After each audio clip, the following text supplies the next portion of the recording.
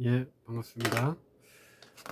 우리는 16장 계시의 가능성, 필요성과 유래처에 대해서 진행하도록 하겠습니다. 먼저 1절 계시의 필요성.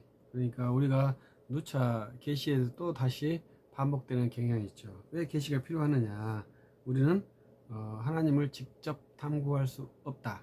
왜냐하면 창조주와 피조물의 차이 때문에 탐구할 수 없다. 이것이 정답이죠. 그러면 그 하나님을 탐구할 수 있는 방법은 계시만 해당된다.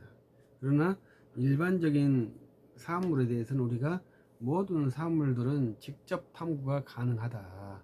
그러니까 이런 연필 이런 걸 탐구할 때, 나무 이런 걸 할 때는 우리가 직접 탐구를 할 수 있다 이거죠. 우리가 학문의 대상에서, 우리 학문의 신학의 학문의 대상은 하나님이시지 않습니까? 그러니 하나님에 대해서만큼은 학문의 대상을 직접 탐구할 수 없다. 그래서 계시가 있어야 한다. 이것이 제 신학, 우리 신학의 기본이죠. 그래서 박윤선 박사님은 계시 의존 사색이다. 그렇게 표현을 했죠. 그래서 우리는 계시를 떠나서는 결코 하나님을 알 수 없다. 이렇게 말할 수 있고, 그러한 그 성경을 해석할 때 항상 계시에 의존하는, 또 다른 말로 하면 성령의 감동을 의존하는 그러한 자세가 필요하겠죠. 그 다음에 계시는 2절에 비필연적 계시라 이런 말을 씁니다. 좀 어려운 말이죠. 비필연적 계시다. 이런 말은 하나님께서 제일 먼저 창조하실 이유가 없다. 창조도 비필연성이거든요. 그 다음에 이제 창조했더라도 자기를 백성에게 알려줄 의무가 없잖아요. 이제 그런 것을 비필연성이라고 말합니다. 그래서 하나님께서 자기를 피조물인 사람에게 알려줄 의무가 없다. 그것을 우리가 비필연성이라고 말합니다.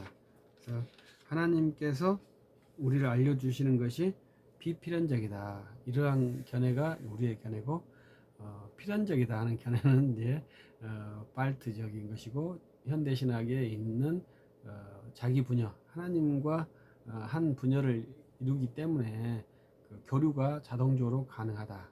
그래서 모든 종교들도 하나님의 안에 있기 때문에 우리와 똑같은 신의 교류가 가능하다. 이런 것이 이제 종교 다원주의죠.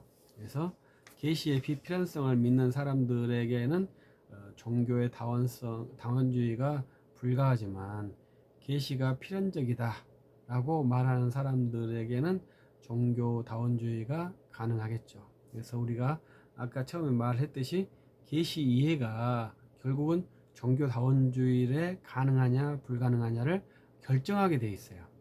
그래서 이제 저는 이제 뭐 학문하는 사람으로서 종교다원주의를 믿지 마라 이렇게 말하고 싶은 사람은 아니거든요.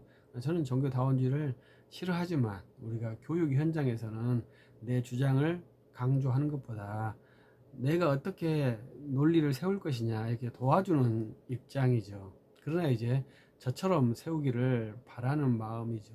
이것을 잘 이해를 해야 됩니다. 그래서 이제 계시 성경의 충족성을 믿는 사람들은 종교다원주의를 인정하길 수가 없어요. 왜냐하면 다른 데서는 하나님께서 계시하지 않는다고 믿기 때문에 그렇죠. 그러나 이제 계시의 필연성을 믿는 사람들은 모든 영역에 하나님께서 말할 수 있지 않겠느냐 이렇게 주장을 하면서 말하니까, 하나님께서 불교 신자한테 말을 못할 이유가 없잖아요. 여러분들 말씀할 수 있다고 생각하세요? 말씀을 안 하신다고 믿어야 됩니다. 우리에게도 하나님 말씀 안 하신다 이거죠.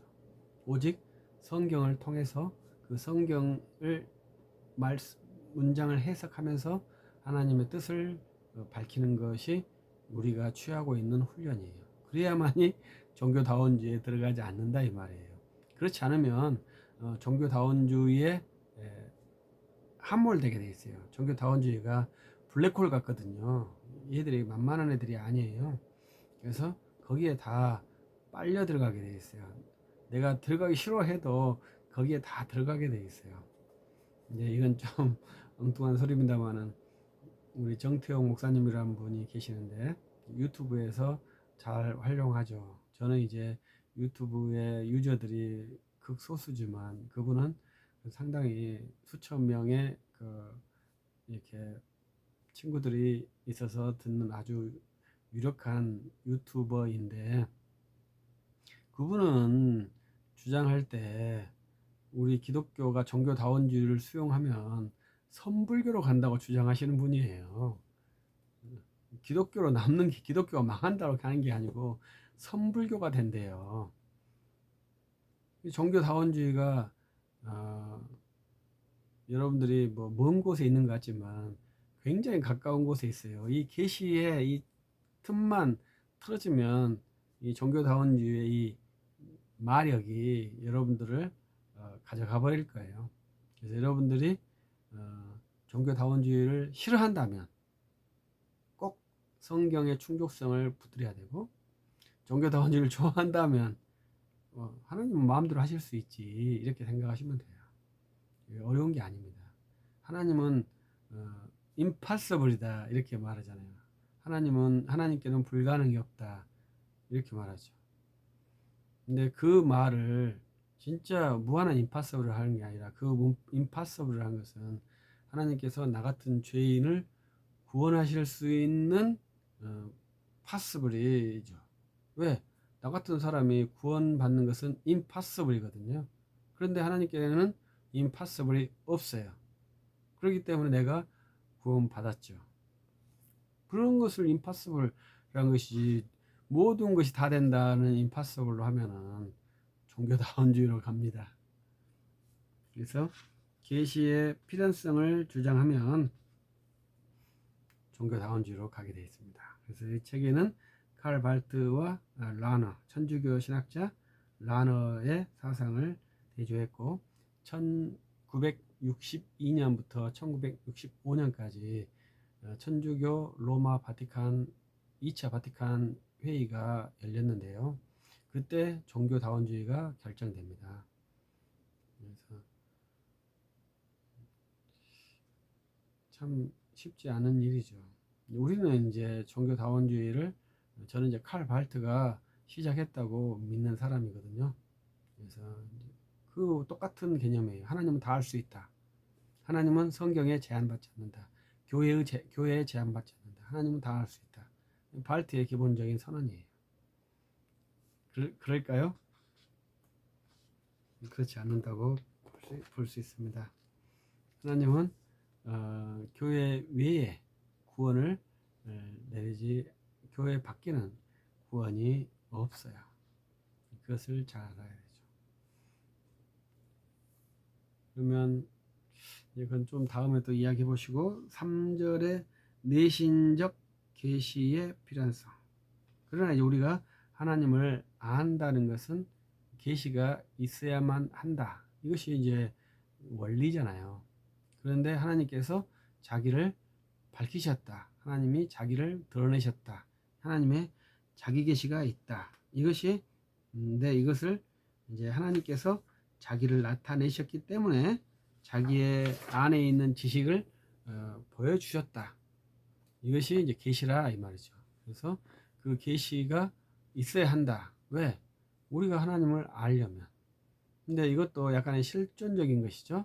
우리가 말했듯이 비필연적 계시인 것처럼 창조도 비필연적 창조예요. 하나님께서 우리를 창조하셨는데 우리가 하나님께 할렐루야 영광을 돌리니까 영광이 플러스 1만큼 증가하거나 내가 죄를 지었기 때문에 하나님의 영광이 마이너스 1만큼 감소되는 게 아니에요.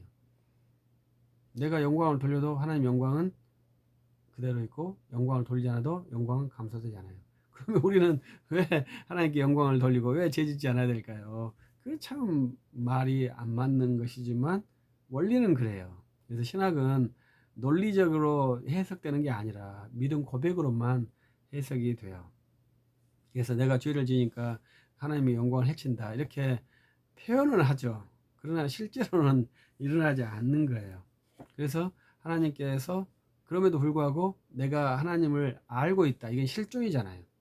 그러면 이 실존이 어떻게 가능했느냐? 하나님께서 자기를 우리에게 알려주셨기 때문에 가능한 것이다. 이렇게 이해를 하는 것이 하나님의 내신적 계시의 필연성, 계시가 있어야 한다. 이것을 말하는 것입니다. 그래서 이러한 이해를 한번 하면 이제 쉽지는 않지만 또 봐봅시다. 이제 4절 계시의 유래처 하나님이 자기 밖으로 자기를 나타내심은 로고스 곧 아들을 통해서 이루어졌습니다. 아까 아들을 나타내심을 자기 객관화라고 했죠. 그래서 하나님의 성육신이 놀라운 거예요. 로고스 없이는 하나님의 자기 현신은 없습니다. 따라서 로고스 없이는 하나님 지식이 성립하지 않습니다. 하나님의 자기 지식이 곧 로고스이기 때문입니다. 피조물에게 온 하나님의 지식도 하나님의 로고스를 통하여 옵니다. 로고스의 개입 없이는 하나님 지식이 불가능하고 또 성립하지 않습니다. 로고스를 통하지 않고 이루어진 하나님의 계시는 하나님 지식은 인간이 구성한 허구이고 투사일 뿐입니다. 모든 계시는 로고스에게서 유래하고 그가 계시자입니다. 마지막에 이제 로고스가 계시자다. 이거 마지막에 방점을 찍죠. 상당히 중요하고 쉽지 않은 선언입니다. 그래서 계시자는 로고스이시다라고 말할 수 있습니다. 감사합니다.